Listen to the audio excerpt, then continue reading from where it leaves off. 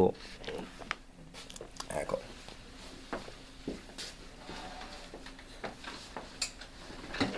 All right. So, hey, Christian. This is kind of weird because there's a camera right there. But I'm Mr. Bias. As you know, I'm a career counselor. I've been here for a few years now. And now I'm getting my master's in counseling education at Lehman College. The purpose of the video is to give me feedback to show to my class, and they're gonna give me feedback on like what I do well and what can I work on. So we're gonna disregard it for now. So I have a task to work with a few students just to check up on them. It's pretty much getting to know you, just to check in on how your 10th grade year is doing, just seeing how you're doing overall. And yeah, that's pretty much it. You still have your counselor, so they didn't leave you. They didn't abandon you. And anything you say here is confidential. The only way I can break that confidentiality is if you say three things. One, if you say someone is hurting you. Two, if you plan to hurt someone else. And then three, if you plan to hurt yourself. Those are the only way that I can break the confidentiality. So, is that good? Mm-hmm. Cool. So I'll get started. Just basically, how are you? Fine. I mean, I feel like I could be better, but it's good. Be better in terms of? It's like, just school, my grades aren't really what I want them to be, but I'm doing better than I was first quarter, so. Okay. Tell me more. So first quarter, I failed geometry. Second, I failed chemistry. And now I'm currently passing chemistry, but I did test correction, so I don't know how that affected my grade, but I think I passed on all my classes for third quarter, so I'm good, but I still want to reach for that 3.5 that I had last year. You had a 3.5? So what is your current grade now? I think I had like a 2.9, 2.8 overall. 2.8. What's your, what happened your first quarter that you didn't do so well? I didn't do any geometry homework, and the only reason that I felt that it wasn't as necessary was because last year when I had algebra, I coasted through the year not doing any homework, and I still passed with like an 80. And this? Yeah, it was a rude awakening that I had to my homework. Yeah, to the homework. Yeah, that tends to happen. And then how about chemistry? Chemistry, there was just a unit that I didn't understand at all, and I wasn't asking questions because it's kind of like I didn't want to, because people would be like, oh, this is easy, and I'm looking around, and I'm like, oh, I guess I'm not going to ask any questions, but I stayed after school for the current quarter, and I got myself together, but now I know for future, like years, that if I have a question to ask it. To ask it. Asking questions is very important. Sometimes when you're in a room and people ask questions, it's like you're asking a question that someone else has on their head, but they're afraid to ask. So if you're asking a question, the chances are someone else in the room is thinking of the same question, but is too afraid to ask, and it happens a lot. Alright, so that's cool. What's your favorite class this year? Your favorite class? My favorite class? I'd say history, with Mr. Rothier. I just like the discussions that we have. I kind of feel like, not saying that other classes are important, but I feel like I do the most thinking that I'll need for like outside of school in that class. Since we're like connected into the bigger picture, and I can like apply those skills to other conversations that we have. What is the unit that you're learning today? Meanwhile, you've been learning in the last 2 days. We've been learning about like how after like the British nations, like after the nation they conquered, like got their independence, like how they started to like hold themselves. Like we learned that in India, Gandhi tried to connect everybody, but the Muslim leader Jinnah didn't want that to happen. So that's why Pakistan was created. And just looking at the trends on why these nations aren't really as developed as the Europeans are. So Mr. Rudy has a lively spirit. I sat in his class and I was like, yo, I wish I had you as my teacher when I taken global. I did not understand global whatsoever. But I sat in his class and I was like, wow, like he's so animated. And I'm just like, that would be awesome. Um, so you like his class a lot? This is AP, right? Mm-hmm. AP World History. What is another class that you like? Like writing class, just the books we read, I really find them interesting. Like we read A Brave New World, which was like about a utopian but like dystopian society. I found it interesting because it was bringing up like problems that we have today, Mm-hmm. kind of putting a twist on it. Like in their society, they don't have like, it's not like a mother and father. It's like everybody belongs to everybody. So like relationships. And I was like, okay, that's not because people aren't feeling emotion, but like all we have today, like rape and sexual assault, are really a thing because the rule is everybody belongs to everybody. So it's just interesting to see like the dynamics like play against each other. How do you think that relates to the current world that we live in? Because that's a big problem that we have, and even though that is a solution, that is a solution that I'm not saying is like possible in the real world, but like just see how like people's like in the future this could happen, and even though it's affected because it makes the society more stable since that thing doesn't happen anymore, it kind of takes away from the human emotion of what a relationship really is. Mm. So like throughout the whole book, they were just like doing everything for stability, but it was taking like the human factor away from it. So do you think, and I'm just gonna pull it out, you said there's no human emotions. Do you feel like in this current world today, we're not connected in an emotional level? Not, I feel like we are, but like not to like the capacity that it should be. Like for example, with the sad shooting that happened in like Florida, like the fact that people are like say that the kids are like actors, like I feel like that's not fair to them because that's a real experience that they went through, and maybe some of them aren't feeling as strongly as others, and that's, we never know. But the fact that you can just make that claim about high school students that like watch this event happen in front of you just shows that like we can be very emotional at times, but also as humans we kind of distance ourselves, and the more we distance ourselves, the kind of more like corrupted or evil we seem to be. So what is something you feel triggers that when people say, hey, that didn't happen? Like, why do you think that happens? Like, why do you think people feel disconnected or discredit those teenagers? I think people are afraid of like, people are just afraid of change, so they know that these kids have a lot of potential to change, like with the whole gun law reform and all that, so that they have a lot of opportunities to change it. And I feel that people that they maybe don't, I'm not gonna say don't know as much, but maybe they didn't grow up around situations like that, so they can never really understand it. So I feel like in any situation, there's always gonna be people that are bound to be like, oh, that's not real because they've never experienced it. Mm-hmm. But I also feel that they should be open enough to like hear them out and kind of see, because when the kids are talking, you can see on their faces like they care about, they went to the president, somebody that they might not have viewed was the best person, but they're going to them hoping that they change it for the very real experience that they had. And it's very real, that you say. Do you ever see that portrayed, like even in your life, like in your real experience? Have you seen that people discredit your feelings or discredit your emotions? Sometimes, yeah. Like, I'm not gonna say that I've ever had anything racist happen to me, but I feel like I know that it exists in the world. But the fact that there are people that are like, oh, racism is gone, it just doesn't, I don't see how that's possible. But then I understand, like, you might not live somewhere where you see that at all. Yeah. But I feel that if I can live in Europe where I don't see racism where I'm at, but I know that it's apparent in the world. It is.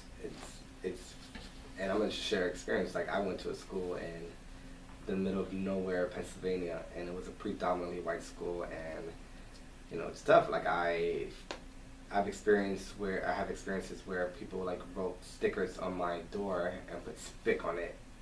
I had people call me things like faggot when I was walking down the street, or some really like wrong, nasty names walking down the street. Just like I was just walking to the store, and people just like stick their heads out and scream things, and it's very real. And people don't really understand that. So I totally agree um, with what you're saying in terms of like racism is real, and some people don't live it, and then some people do live it. Um, but do you see this going on in school? Do you see this? You don't see this in the community, right? No. And why do you think that's it? I just think, I guess, because there's more people like that look like me around, Mm-hmm. and since I don't really get to have conversations like this, because we all just like believe the same things. Mm-hmm. Because it's kind of easier for us to like talk about and feel connected when it's in our community, but like Mm-hmm. it's just weird like seeing like when you're on the train and like you can really see how like New York changes. Like the deeper you go downtown, the more white people you tend to see on the Mhm. train and around, and just kind of you just feel disconnected from home because you don't feel like, not that you don't belong, but you don't see like people that look like you. So it's just interesting. How do you feel in a space like downtown when the demographic changes? I feel like it's kind of sad that I look at the buildings and they're like just so nice, so much nicer than where I live, and it's like there's only a few stops away. But the fact that it exists, and it's like people could say that like, that's blatant racism or like gentrification, whatever you want to call it, but Mhm. just the fact that it's not like between states, that it's like literally in the city. It just blows my mind that it's like we can sit here and talk about that change has happened, but in reality, change really hasn't happened. It's just taking a new Mhm. form. So you said you feel sad. What makes you feel sad about it? Like, is it because of the separation? That, and also like I feel that I'm not saying that people can't live themselves if they want to, but I feel that most people don't really take the opportunities they should be to go down there because they're afraid of, like, I'm gonna say competition. For example, like in the school, we have a few kids that don't really care about school or don't really care about learning or care about the classroom. And then I just think in my head, not that we're just statistics, but that's not helping the cause for us to live better lives. I just feel like if everybody kind of just cared a little bit more, we could be doing a lot better. So care more about their education. Yeah, and kind of just like the future. I feel like we really live in the moment, and just sometimes I think it's better to like step back and look at the bigger Mhm. picture. So then you kind of have like a path to follow, because when you're in the moment, you can't really see Yeah. 2 steps in front of you. And when you say we, who do you consider like the we? Like black and brown people as a whole, I just feel that sometimes most of us don't really tend to take the opportunities that we should, just because we feel like, oh, nothing's gonna change, because this has been happening for years. But if everybody just changed their mindset, like, oh, we can do this, then other people, the young people, the young kids will start looking like, oh, they're doing it, we can do it, Mm. and we'll just start building that culture around us. Now, have you seen someone, you say black and brown people, have you seen someone who you think defies those odds? Let's say my middle school history teacher, Mr. Lewis, that was the first person that I feel kind of really brought me into like, I'm not saying I'm woke, but like that I understand a few things, that I understand a few things. Like I remember like class wouldn't really be about like learning about the Native Americans. It would kind of just be learning about, like he told me that like he doesn't really get to pick what we learn in history. Mhm. And I just found that interesting, that it's like Interesting. you only taught certain things, and then this year with Mr. Luther, we're taught that people in China aren't taught about like the rebellions that they had in Tiananmen Square, that you'll be taking a tour and they'll skip right past that because they're not letting people know. So I just feel like there are some people that are trying to send a message out, Mm-hmm. but people just aren't, not as many people are receiving it as they should be. Mm. Okay. So you felt your middle school teacher was woke, and do you feel like you're woke? I don't think I have enough experience to be woke, but I feel that I can hold a woke, I'm gonna say woke-ish conversation and be able to understand, but I still feel that I have a lot to learn and I want to learn more. That's that's awesome. Like you wanting to know that your status is woke enough, right? Like that itself is a step to being woke.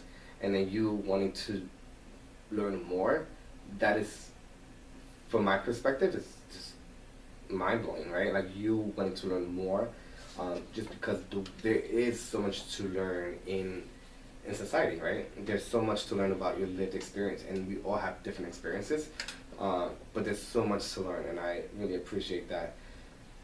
Because we kind of want to live in this ideal society, and I have a perception of what my ideal society is, but do you have an idea of like what ideal society you want to live in? Not really, cause I don't think I've seen anything that like can give me an example of like something that I could say is ideal. Like I haven't seen like equality on a grand scale anywhere in the world, so I can't say like my ideal society will be equality, because I don't really know what equality looks like, because I haven't been exposed to that, and my country isn't as equal as people say it is. What's your country? America. Okay. The country that I live in. Talk to me about, because you talk about America, and I want to know more about like your lived experience, because I want to know more about like how you view the world. Talk to me about your neighborhood, or talk to me about your upbringing.